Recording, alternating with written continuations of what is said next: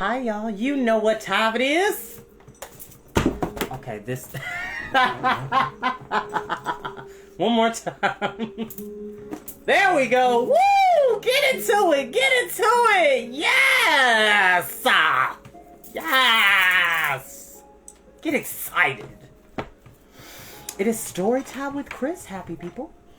As always, like I always say, you don't have to watch these videos when they go live. You're more than welcome to watch them in your downtime, nap time, max and relax and chillax and break time, in between time. Anytime you want to hear a highly animated voice bring you magical stories of fantasy, science fiction, adventure, and many, many more in between. Hi, everybody. It's been a wonderful day. I was able to clean my closet, reorganize some stuff, gave away some clothes I can't wear anymore, clean the house, sage my house. I like to keep good energy around me. And no, I don't own the music that is being played in the background. And you guessed it, it is from Mr. Ambiance. Please go check them out on their YouTube channel. Please like and share and subscribe, Mr. Ambiance. And please, if you haven't already done so for Storytime with Chris, go ahead and like and share and subscribe to the YouTube channel. The link is within my bio on Instagram as well as Facebook. No, I do not do this for profit. This is my passion project to get kids as well as adults excited about the power of literature. Because reading is not just fundamental, it is essential. Now, we are back with a series of unfortunate events by Lemony Snicket, and we are back at the wide window, and it seems that Aunt Josephine has left a very distressing note, or so it seems. We're going to find out what has happened to her, because the last chapter, Captain Sham, aka Count Olaf, had called Aunt Josephine, and apparently was trying to surprise the Baudelaire children, and a rock got thrown through the window, the wide window. All of the glass is broken, which is incredibly frightening. So we don't know what's happened to Aunt Josephine, but we are going to find out. And also, really quickly, check out this cup. Okay, hold on, because I gotta put my hand behind the product. It says, "You are terrific." And this is a mug given to me by my good friend, Emily Hale. I love you so much, sweetie. Thank you so much. I love drinking out of this cup. That and my other cup. You are brutiful. Like brutiful in exchange for beautiful. Alright.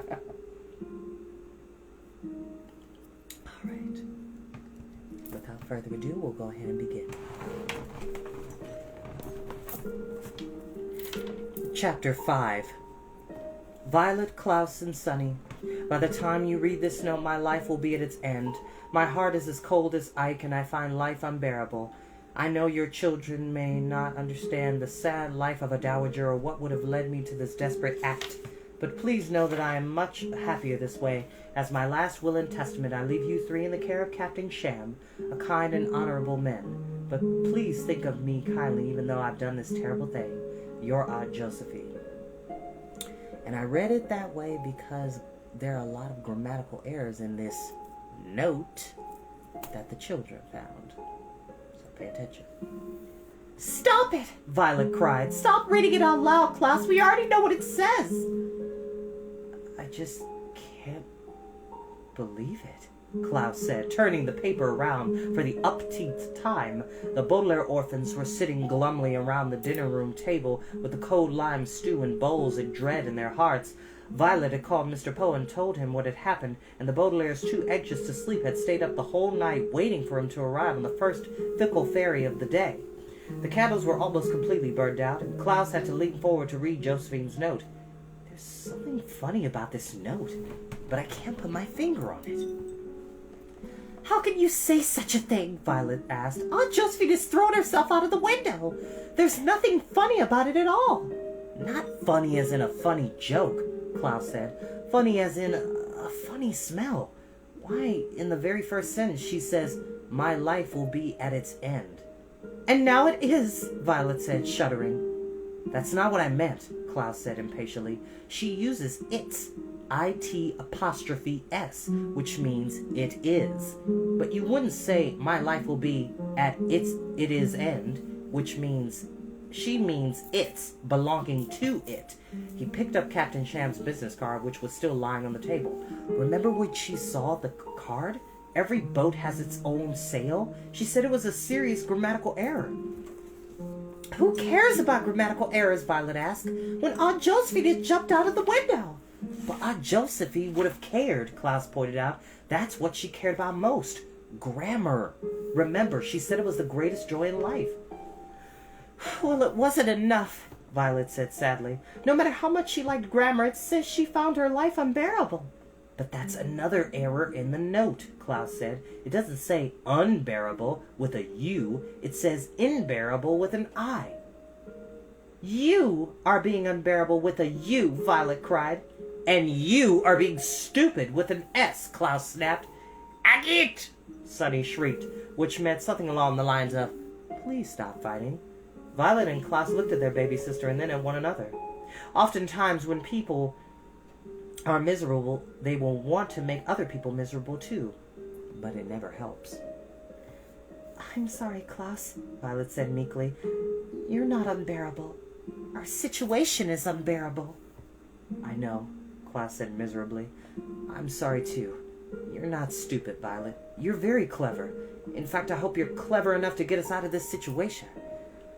Aunt Josephine has jumped out of the window and left us in the care of Captain Sham. And I don't know what we can do about it. Well, Mr. Poe is on his way, Violet said.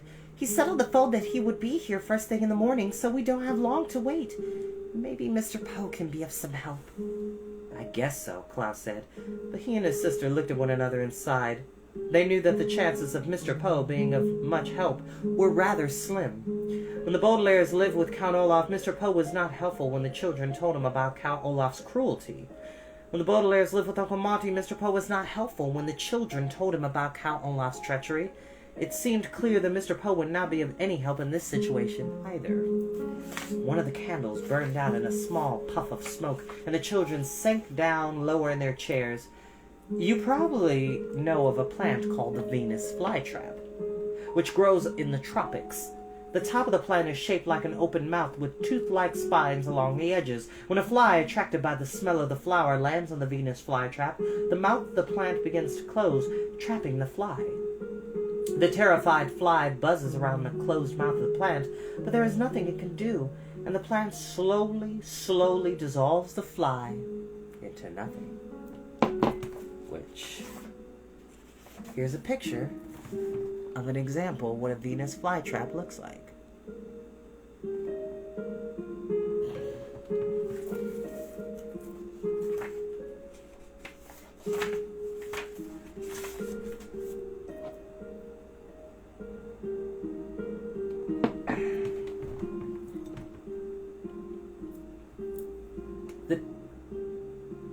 As the darkness of the house closed in around them, the Baudelaire youngsters felt like the fly in this situation. It was as if the disastrous fire that took the lives of their parents had been the beginning of a trap, and they hadn't even known it. They buzzed from place to place, Count Olaf's house in the city, Uncle Monty's home in the country, and now Aunt Josephine's house overlooking the lake. But their own misfortune always closed around them, tighter and tighter. And it seemed to the three siblings that before too long they would dissolve away to nothing. We could rip up the note, Klaus said finally. Then Mr. Poe wouldn't know about Aunt Josephine's wishes, and we wouldn't end up with Captain Sham. But I already told Mr. Poe that Aunt Josephine left a note, Violet said. Well, we could do a forgery, Klaus said, using a word which here means write something yourself and pretend someone else wrote it. Which, by the way, kids, forgery is not okay. You definitely can get expelled for plagiarizing or forging someone's signature, or at least get detention or ISS or OSS, which if you're in school, you know that ISS is in-school suspension and OSS is out-of-school suspension. Out-of-school suspension being more, actually both of them are severe, but out-of-school suspension is a bit more severe. At least when I was going to school, when I was much younger. So, do not forge anybody's signature. Do not forge something claiming that somebody else wrote it, okay? It will get you in a lot of trouble. Please don't do it. We'll write everything she wrote, but we'll leave out the part about Captain Sham. Aha! Sunny shrieked. This word was a favorite of Sunny's, and unlike most of her words, it need no translation. What Sunny meant was, aha, an expression of libel, discovery. Of course, Violet cried. That's what Captain Sham did. He wrote this letter, not Aunt Josephine. Behind his glasses, Klaus's eyes lit up. That explains it. That explains unbearable, Violet said. Leap! Sunny shrieked, which probably meant Captain Sham threw Aunt Josephine out the window and then wrote this note to hide his crime. What a terrible thing to do, Klaus said, shuddering as he thought of Aunt Josephine falling into the lake she feared so much. Imagine the terrible things he will do to us, Violet said, if we don't expose his crime. I can't wait until Mr. Poe gets here so we can tell him what happened. With perfect timing, the doorbell rang, and the Baudelaires hurried to answer it. Violet led her siblings down the hallway, looking wistfully at the radiator as she remembered how afraid of Aunt Josephine was of it. Klaus followed closely behind, touching each doorknob gently in memory of Aunt Josephine's warnings about them shattering into pieces. And when they reached the door, Sunny looked mournfully at the welcome mat that Aunt Josephine thought could cause someone to break their neck. Aunt Josephine had been so careful to avoid anything that she thought might harm her, but harm had still come her way. Violet opened the peeling white door, and there stood Mr. Poe in the glooming light of dawn. Mr. Poe, Violet said. She intended to tell him immediately of their forgery theory, but as soon as she saw him standing in the doorway with a white handkerchief in one hand and a black briefcase in the other, her words stuck in her throat. Tears are curious things, for like earthquakes or puppet shows, they can occur at any time without any warning and without any good reason. Mr. Poe, Violet said again, and without any warning she and her siblings burst into tears. Violet cried, her shoulders shaking with sobs. And Klaus cried, the tears making his glasses slip down his nose. And Sunny cried, her open mouth revealing her 4 teeth. Mr. Poe put down his briefcase and put away his handkerchief.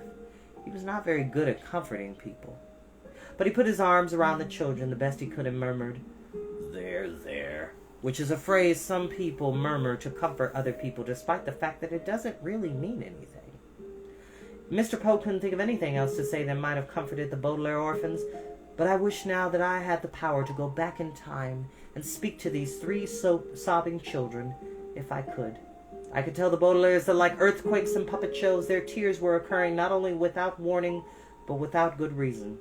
The youngsters were crying, of course, because they thought Aunt Josephine was dead, and I wish I had the power to go back and tell them that they were wrong. But of course, I cannot. I am not on top of the hill overlooking Lake Lachrymose on that gloomy morning. I am sitting in my room in the middle of the night, writing down this story and looking out my window at the graveyard behind my home. I cannot tell the Baudelaire orphans that they are wrong. But I can tell you, as the orphans cried in Mr. Poe's arms, that Aunt Josephine is not dead. Not yet. And that is where we will end for today. Like I said, the mystery thickens, children. It will keep you on the edge of your seat, and that's the magic of reading, y'all. I need y'all to really understand this. Like, it doesn't have to be a well-known book for it to be good. If you love it, if you love the story, that's the magic of it. If you can find a book, and let me tell you something, there are stories on any topic, any subject, any imagining you can think of. And if you can't find it, that means you should write it. You should write that story that you wish to read, so that others like you can also share that experience. Because whether you realize it or not, there's so many wonderful stories in the world. And as long as you love it, it doesn't matter if other people may not like it. As long as you love it, that's the magic. I'll see you next time.